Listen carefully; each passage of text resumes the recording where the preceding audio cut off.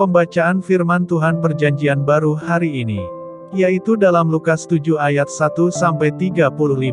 Yesus menyembuhkan hamba seorang perwira di Kapernaum. Setelah Yesus selesai berbicara di depan orang banyak, masuklah ia ke Kapernaum. Di situ ada seorang perwira yang mempunyai seorang hamba, yang sangat dihargainya. Hamba itu sedang sakit keras dan hampir mati. Ketika perwira itu mendengar tentang Yesus, ia menyuruh beberapa orang tua-tua Yahudi kepadanya untuk meminta, supaya ia datang dan menyembuhkan hambanya. Mereka datang kepada Yesus dan dengan sangat mereka meminta pertolongannya, katanya, ia layak engkau tolong. Sebab ia mengasihi bangsa kita dan dialah yang menanggung pembangunan rumah ibadat kami. Lalu Yesus pergi bersama-sama dengan mereka. Ketika ia tidak jauh lagi dari rumah perwira itu menyuruh sahabat-sahabatnya untuk mengatakan kepadanya, Tuan, janganlah bersusah-susah, sebab aku tidak layak menerima Tuan di dalam rumahku. Sebab itu aku juga menganggap diriku tidak layak untuk datang kepadamu. Tetapi katakan saja sepatah kata, maka hambaku itu akan sembuh. Sebab aku sendiri seorang bawahan, dan di bawahku ada pula prajurit. Jika aku berkata kepada salah seorang prajurit itu, pergi, maka ia pergi, dan kepada seorang lagi, datang, maka ia datang, ataupun kepada hambaku, kerjakanlah ini, maka ia mengerjakannya. Setelah Yesus mendengar perkataan itu, ia heran akan dia, dan sambil berpaling kepada orang banyak yang mengikuti dia, ia berkata, aku berkata kepadamu, iman sebesar ini tidak pernah aku jumpai, sekalipun di antara orang Israel. Dan setelah orang-orang yang disuruh itu kembali ke rumah, didapatinyalah hamba itu telah sehat kembali. Yesus membangkitkan anak muda di Nain.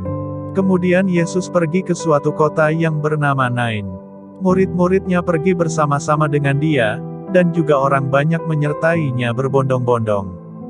Setelah ia dekat pintu gerbang kota, ada orang mati diusung keluar, anak laki-laki, anak tunggal ibunya yang sudah janda, dan banyak orang dari kota itu menyertai janda itu. Dan ketika Tuhan melihat janda itu, tergeraklah hatinya oleh belas kasihan, lalu ia berkata kepadanya, jangan menangis. Sambil menghampiri usungan itu ia menyentuhnya, dan sedang para pengusung berhenti, ia berkata, hai anak muda, aku berkata kepadamu, bangkitlah. Maka bangunlah orang itu dan duduk dan mulai berkata-kata, dan Yesus menyerahkannya kepada ibunya. Semua orang itu ketakutan dan mereka memuliakan Allah, sambil berkata, seorang nabi besar telah muncul di tengah-tengah kita, dan Allah telah melawat umatnya. Maka tersiarlah kabar tentang Yesus di seluruh Yudea dan di seluruh daerah sekitarnya. Yesus dan Yohanes Pembaptis. Ketika Yohanes mendapat kabar tentang segala peristiwa itu dari murid-muridnya, ia memanggil 2 orang dari antaranya dan menyuruh mereka bertanya kepada Tuhan, engkaukah yang akan datang itu atau haruskah kami menantikan seorang lain? Ketika kedua orang itu sampai kepada Yesus, mereka berkata, Yohanes Pembaptis menyuruh kami bertanya kepadamu, engkaukah yang akan datang itu atau haruskah kami menantikan seorang lain? Pada saat itu Yesus menyembuhkan banyak orang dari segala penyakit dan penderitaan dan dari roh-roh jahat, dan ia mengaruniakan penglihatan kepada banyak orang buta. Dan Yesus menjawab mereka, pergilah, dan katakanlah kepada Yohanes apa yang kamu lihat dan kamu dengar, orang buta melihat, orang lumpuh berjalan, orang kusta menjadi tahir, orang tuli mendengar, orang mati dibangkitkan dan kepada orang miskin diberitakan kabar baik. Dan berbahagialah orang yang tidak menjadi kecewa dan menolak aku. Setelah suruhan Yohanes itu pergi, mulailah Yesus berbicara kepada orang banyak itu tentang Yohanes, untuk apakah kamu pergi ke padang gurun? Melihat buluh yang digoyangkan angin kian kemari? Atau untuk apakah kamu pergi? Melihat orang yang berpakaian halus? Orang yang berpakaian indah dan yang hidup mewah, tempatnya di istana raja. Jadi untuk apakah kamu pergi? Melihat nabi? Benar, dan aku berkata kepadamu, bahkan lebih daripada nabi. Karena tentang dia ada tertulis, lihatlah, aku menyuruh utusanku mendahului engkau, Ia akan mempersiapkan jalanmu di hadapanmu. Aku berkata kepadamu, di antara mereka yang dilahirkan oleh perempuan tidak ada seorang pun yang lebih besar daripada Yohanes, namun yang terkecil dalam kerajaan Allah lebih besar daripadanya." Seluruh orang banyak yang mendengar perkataannya, termasuk para pemungut cukai, mengakui kebenaran Allah, karena mereka telah memberi diri dibaptis oleh Yohanes. Tetapi orang-orang Farisi dan ahli-ahli Taurat menolak maksud Allah terhadap diri mereka, karena mereka tidak mau dibaptis oleh Yohanes. Kata Yesus, "Dengan apakah akan kuumpamakan orang-orang dari angkatan ini, dan dengan apakah mereka itu sama? Mereka itu seumpama anak-anak yang duduk di pasar dan yang saling menyerukan, 'Kami meniup seruling bagimu, tetapi kamu tidak menari, kami menyanyikan kidung duka, tetapi kamu tidak menangis.' Karena Yohanes Pembaptis datang, ia tidak makan roti dan tidak minum anggur, dan kamu berkata, 'Ia kerasukan setan.' Kemudian Anak Manusia datang, ia makan dan minum, dan kamu berkata, 'Lihatlah, ia seorang pelahap dan peminum, sahabat pemungut cukai dan orang berdosa.' Tetapi hikmat dibenarkan oleh semua orang yang menerimanya." Demikianlah pembacaan firman Tuhan Perjanjian Baru hari ini. Pembacaan firman Tuhan Perjanjian Lama hari ini, yaitu dalam Hakim-Hakim 1 dan 2. Hakim-Hakim 1 ayat 1-36. Keadaan orang Israel setelah Yosua mati. Sesudah Yosua mati, orang Israel bertanya kepada Tuhan, "Siapakah daripada kami yang harus lebih dahulu maju menghadapi orang Kanaan untuk berperang melawan mereka?" Firman Tuhan, "Suku Yehudalah yang harus maju, sesungguhnya telah kuserahkan negeri itu ke dalam tangannya." Lalu berkatalah Yehuda kepada Simeon, saudaranya itu, "Majulah bersama-sama dengan aku ke bagian yang telah diundikan kepadaku dan baiklah kita berperang melawan orang Kanaan, maka aku pun akan maju bersama-sama dengan engkau ke bagian yang telah diundikan kepadamu." Lalu Simeon maju bersama-sama dengan dia. Maka majulah suku Yehuda, lalu Tuhan menyerahkan orang Kanaan dan orang Feris ke dalam tangan mereka, dan mereka memukul kalah orang-orang itu dekat Bezek, 10.000 orang banyaknya. Di Bezek mereka menjumpai Adoni Bezek dan berperang melawan dia, dan mereka memukul kalah orang Kanaan dan orang Feris. Tetapi Adoni Bezek melarikan diri, lalu mereka mengejarnya, menangkapnya dan memotong ibu jari dari tangannya dan dari kakinya. Kata Adoni Bezek, "Ada 70 raja dengan terpotong ibu jari tangan dan kakinya memungut sisa-sisa makanan di bawah mejaku, sesuai dengan yang kulakukan itu, demikianlah dibalaskan Allah kepadaku." Kemudian ia dibawa ke Yerusalem dan mati di sana. Sesudah itu Bani Yehuda berperang melawan Yerusalem, merebutnya lalu memukulnya dengan mata pedang dan memusnahkan kota itu dengan api. Kemudian Bani Yehuda maju berperang melawan orang Kanaan, yang diam di pegunungan, di tanah Negeb dan di daerah bukit.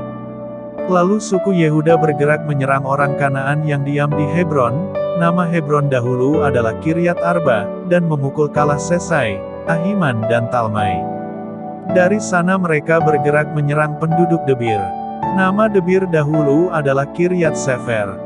Berkatalah Kaleb, "Siapa yang mengalahkan dan merebut Kiryat Sefer, kepadanya akan kuberikan Ahsa, anakku, menjadi istrinya." Dan Otnil, anak kenas adik Kaleb, merebut kota itu, lalu Kaleb memberikan Ahsa, anaknya, kepadanya menjadi istrinya. Ketika perempuan itu tiba, dibujuknya suaminya untuk meminta sebidang ladang kepada ayahnya. Maka turunlah perempuan itu dari keledainya, lalu berkatalah Kaleb kepadanya, "Ada apa?" Jawabnya kepadanya, "Berikanlah kepadaku suatu hadiah. Telah kau berikan kepadaku tanah yang gersang, berikanlah juga kepadaku mata air." Lalu Kaleb memberikan kepadanya mata air yang di hulu dan mata air yang di hilir. Keturunan Hobab, ipar Musa, orang Keni itu, maju bersama-sama dengan Bani Yehuda dari kota pohon korma ke padang gurun Yehuda di tanah Negeb dekat Arat, lalu mereka menetap di antara penduduk di sana. Yehuda maju bersama-sama dengan Simeon, saudaranya itu, lalu mereka memukul kalah orang Kanaan, penduduk Zefat, mereka menumpas kota itu. Sebab itu kota itu dinamai Horma. Selanjutnya suku Yehuda merebut Gaza dengan daerahnya, Askelon dengan daerahnya dan Ekron dengan daerahnya. Dan Tuhan menyertai suku Yehuda, sehingga mereka menduduki pegunungan itu, tetapi mereka tidak dapat menghalau penduduk yang di lembah, sebab orang-orang ini mempunyai kereta-kereta besi. Kepada Kaleb telah diberikan Hebron, seperti yang dikatakan Musa dahulu, dan dari sana telah dihalaukannya anak-anak yang 3 itu. Tetapi orang Yebus, penduduk kota Yerusalem, tidak dihalau oleh Bani Benyamin, jadi orang Yebus itu masih diam bersama-sama dengan Bani Benyamin di Yerusalem sampai sekarang. Keturunan Yusuf juga maju menyerang Betel, dan Tuhan menyertai mereka. Keturunan Yusuf menyuruh orang mengintai Betel itu, nama kota itu dahulu adalah Luz. Ketika pengintai-pengintai itu melihat seorang keluar dari kota itu, maka berkatalah mereka kepadanya, "Tolong tunjukkan bagaimana kami dapat memasuki kota ini, maka kami akan memperlakukan engkau sebagai sahabat." Lalu ditunjukkannyalah kepada mereka bagaimana mereka dapat memasuki kota itu, dan mereka memukul kota itu dengan mata pedang, tetapi orang itu dengan seluruh kaumnya dibiarkan mereka pergi. Orang itu pergi ke negeri orang Het dan mendirikan di sana sebuah kota yang dinamainya Luz. Demikianlah nama kota itu sampai sekarang. Suku Manasye tidak menghalau penduduk Bet-Sean dan penduduk segala anak kotanya, penduduk Tanah dengan segala anak kotanya, penduduk Dor dengan segala anak kotanya, penduduk Yiplim dengan segala anak kotanya, dan penduduk Megido dengan segala anak kotanya, sebab orang Kanaan itu berkeras untuk tetap diam di negeri itu. Setelah orang Israel menjadi kuat, mereka membuat orang Kanaan itu menjadi orang Rodi dan tidak menghalau mereka sama sekali. Suku Efraim pun tidak menghalau orang Kanaan yang diam di Geser, sehingga orang Kanaan itu tetap diam di tengah-tengah mereka di Geser. Suku Zebulon tidak menghalau penduduk Kitron dan penduduk Nahalol, sehingga orang Kanaan itu tetap diam di tengah-tengah mereka, walaupun sebagai orang Rodi. Suku Asher tidak menghalau penduduk Ako, penduduk Sidon serta Ahlab, Aksib, Helba, Afek dan Rehob. Sehingga orang Asher itu diam di tengah-tengah orang Kanaan, penduduk asli di negeri itu, sebab orang-orang itu tidak dihalaunya. Suku Naftali tidak menghalau penduduk Bet Semes dan penduduk Bet Anat, sehingga mereka diam di tengah-tengah orang Kanaan, penduduk asli di negeri itu, tetapi penduduk Bet Semes dan Bet Anat itu menjadi orang Rodi bagi mereka. Orang Amori mendesak Bani Dan ke sebelah pegunungan dan tidak membiarkan mereka turun ke lembah. Dan orang Amori itu berkeras untuk tetap diam di Har-Heres, di Ayalon dan di Salbim, walaupun mereka mendapat tekanan berat dari keturunan Yusuf, sebab mereka menjadi orang Rodi. Daerah orang Amori itu mulai dari pendakian Akrabim, dari Sela, terus ke atas. Hakim-Hakim 2 ayat 1-23. Malaikat Tuhan di Bohim. Lalu malaikat Tuhan pergi dari Gilgal ke Bohim dan berfirman, "Telah kutuntun kamu keluar dari Mesir dan kubawa ke negeri yang kujanjikan dengan bersumpah kepada nenek moyangmu. Dan aku telah berfirman, aku tidak akan membatalkan perjanjianku dengan kamu untuk selama-lamanya. Tetapi janganlah kamu mengikat perjanjian dengan penduduk negeri ini, mezbah mereka haruslah kamu robohkan. Tetapi kamu tidak mendengarkan firmanku. Mengapa kamu perbuat demikian? Lagi aku telah berfirman, aku tidak akan menghalau orang-orang itu dari depanmu, tetapi mereka akan menjadi musuhmu dan segala Allah mereka akan menjadi jerat bagimu." Setelah malaikat Tuhan mengucapkan firman itu kepada seluruh Israel, menangislah bangsa itu dengan keras. Maka tempat itu dinamai Bohim. Lalu mereka mempersembahkan korban di sana kepada Tuhan. Orang Israel menyembah berhala pada zaman hakim-hakim. Setelah Yosua melepas bangsa itu pergi, maka pergilah orang Israel itu, masing-masing ke milik pusakanya, untuk memiliki negeri itu. Dan bangsa itu beribadah kepada Tuhan sepanjang zaman Yosua dan sepanjang zaman para tua-tua yang hidup lebih lama daripada Yosua, dan yang telah melihat segenap perbuatan yang besar, yang dilakukan Tuhan bagi orang Israel. Dan Yosua bin Nun, hamba Tuhan itu, mati pada umur 110 tahun. Ia dikuburkan di daerah milik pusakanya di Timnat Heres, di pegunungan Efraim, di sebelah utara Gunung Gaas. Setelah seluruh angkatan itu dikumpulkan kepada nenek moyangnya, bangkitlah sesudah mereka itu angkatan yang lain, yang tidak mengenal Tuhan ataupun perbuatan yang dilakukannya bagi orang Israel. Lalu orang Israel melakukan apa yang jahat di mata Tuhan dan mereka beribadah kepada para Baal. Mereka meninggalkan Tuhan, Allah nenek moyang mereka yang telah membawa mereka keluar dari tanah Mesir, lalu mengikuti Allah lain, dari antara Allah bangsa-bangsa di sekeliling mereka, dan sujud menyembah kepadanya, sehingga mereka menyakiti hati Tuhan. Demikianlah mereka meninggalkan Tuhan dan beribadah kepada Baal dan para Asyitoret. Maka bangkitlah murka Tuhan terhadap orang Israel. Ia menyerahkan mereka ke dalam tangan perampok dan menjual mereka kepada musuh di sekeliling mereka, sehingga mereka tidak sanggup lagi menghadapi musuh mereka. Setiap kali mereka maju, tangan Tuhan melawan mereka dan mendatangkan malapetaka kepada mereka, sesuai dengan apa yang telah diperingatkan kepada mereka oleh Tuhan dengan sumpah, sehingga mereka sangat terdesak. Maka Tuhan membangkitkan hakim-hakim, yang menyelamatkan mereka dari tangan perampok itu. Tetapi juga para hakim itu tidak mereka hiraukan, karena mereka berzinah dengan mengikuti Allah lain dan sujud menyembah kepadanya.